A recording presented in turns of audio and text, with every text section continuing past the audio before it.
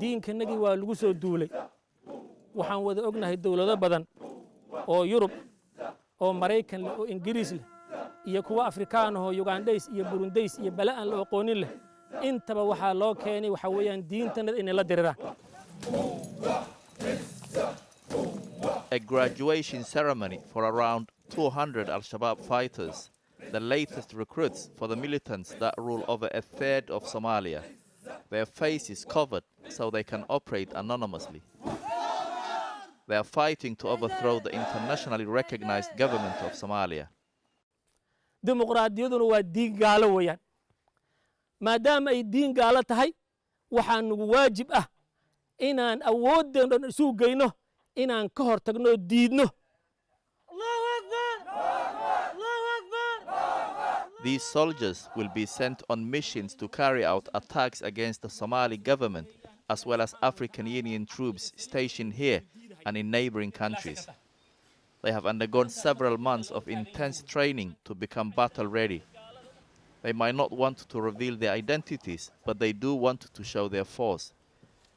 Uniforms, guns, vehicles, all spoils of war, stolen from their enemies, and of course, the essential mark for sweet tea. Notoriously suspicious, they rarely give access to outsiders. I'm the first journalist allowed to film them in years. cid kasta oo dimuqraadiya wadatana waxaan Ilaahay subxaanahu wa ta'aala maanta u markhaati gashanaynaa inaan dhuunta ku dhufanayno. Standing in front of them is Mahat Karate, his nickname, a nod to his extensive martial arts training. He was once a Somali government intelligence officer who is now one of Al-Shabaab's most senior leaders.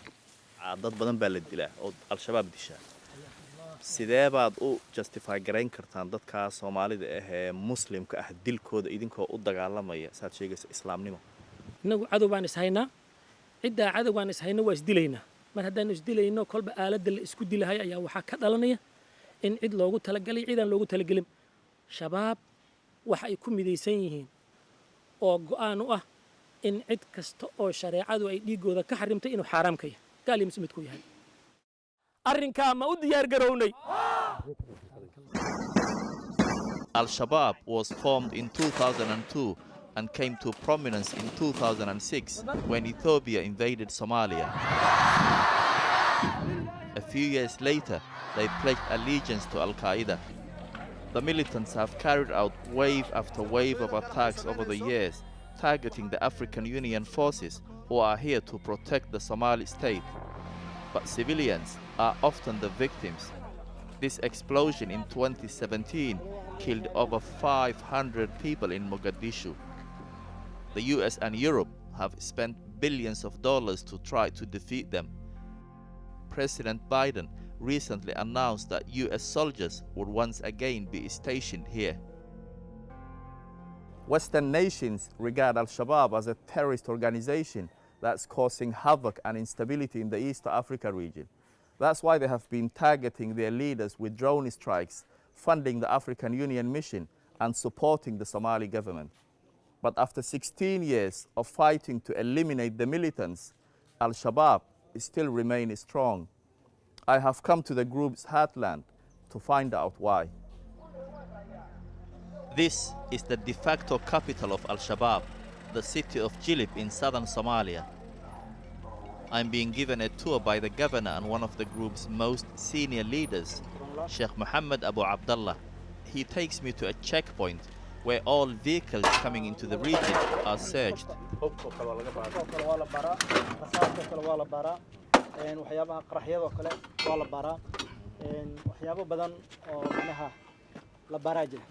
oo aan kamid macnaha aan ahayn kaliya macnaha daroogiska iyo sidoo kale hay'adaha kale macnaha waa ka mamnuuc. Each vehicle has to pay between $200 and $1,500 to pass through, depending on the size and the goods they are carrying. They collect millions of dollars of taxes a month to fund their military campaign and their efforts to build a state. There is also some more unusual contraband. Plastic bags are banned in Al-Shabaab territory.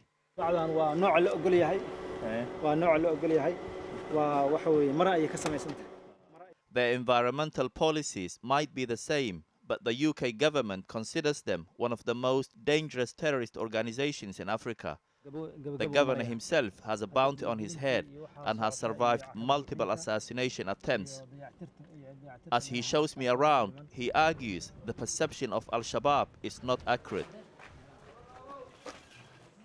He takes me to the main hospital where they have invested $2 million to build new departments. qaybta emergency-ga oo qaybtan ah qaybta farmashiyaha oo dabaqa.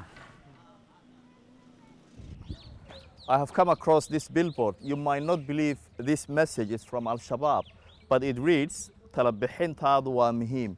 Your opinion is important. Cabashadaadana waa la dhagaysanayaa. Your complaints will be listened. With Al-Shabaab's reputation, are people really brave enough to complain? The suggestion box is just a few hundred yards from where they carry out regular public executions under the governor's supervision.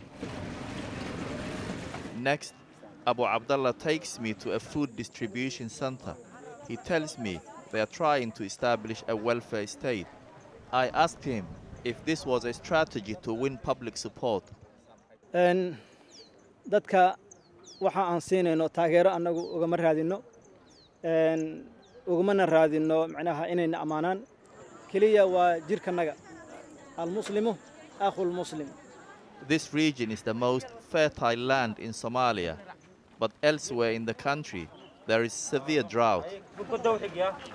Humanitarian agencies warn that millions are at risk of starvation.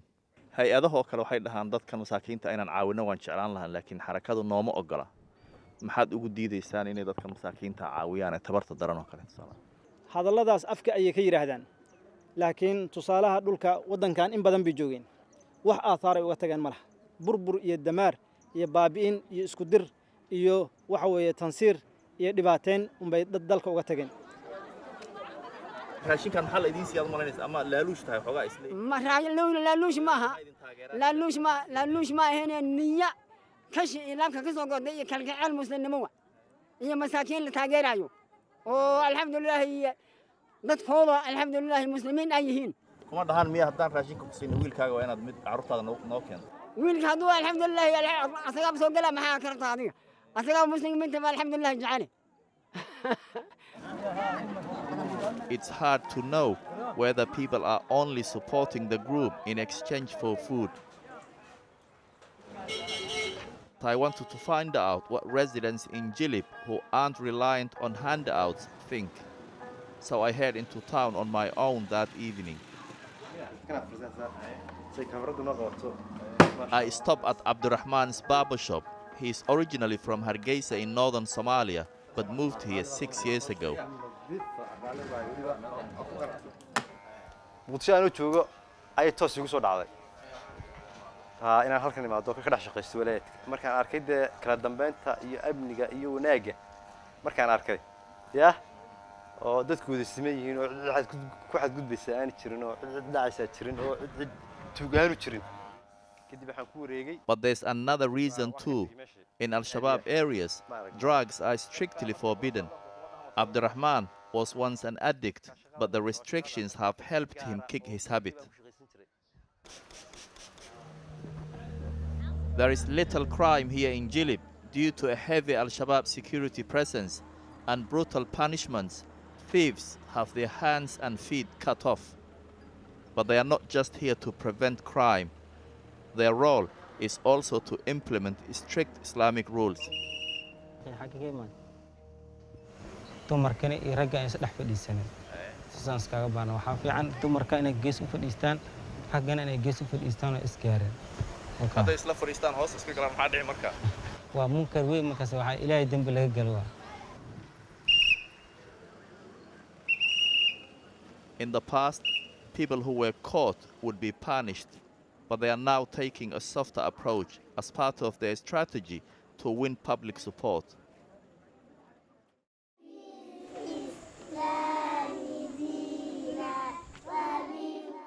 Al-Shabaab's goal is to govern the whole of Somalia under strict Sharia law, and that means educating future generations to create a loyal following.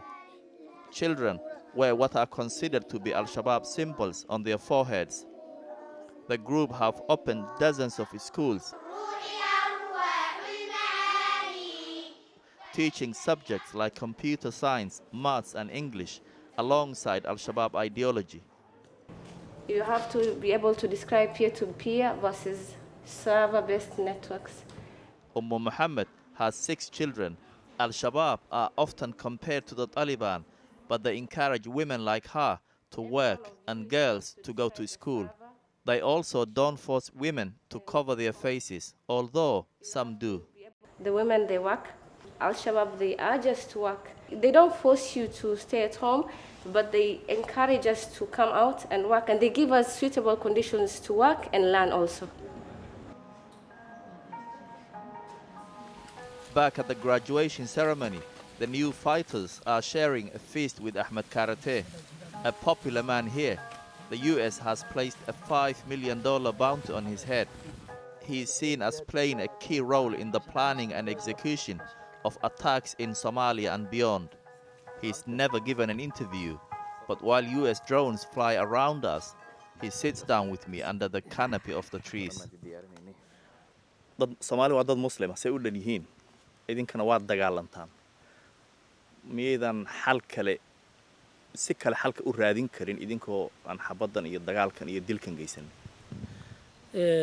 runtii waa su'aal muhiim ah. Xaqiiq waxa ah adduunkan aynu ku noolnahay. cid maantay mabda'eedii iyo nidaamkeedii iyo maamulkeedii nabadgelyo ku keensta aslan ma jirto. macnaha meesha ka socdana waxa weeyaan xaqiiqan macna la fahmi karo.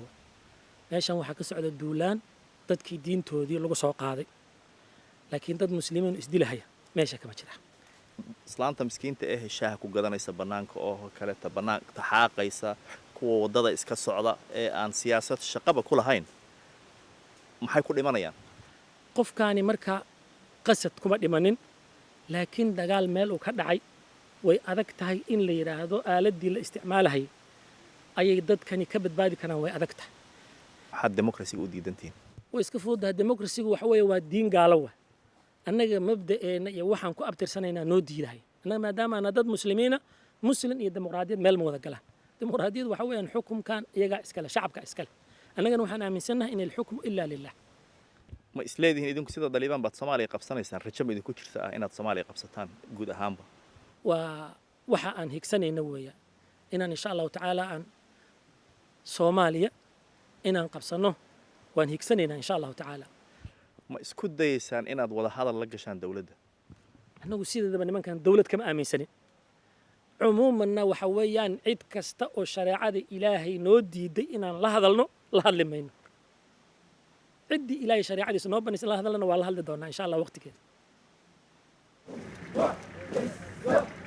These graduates will soon be sent into action. Al-Shabaab leaders know that the West is running out of patience with the Somali government. Funding for the African Union mission here has been cut year after year, and many of their soldiers have been killed. They also have their own issues to deal with at home and are scheduled to leave Somalia in 2024. Al-Shabaab are playing a waiting game.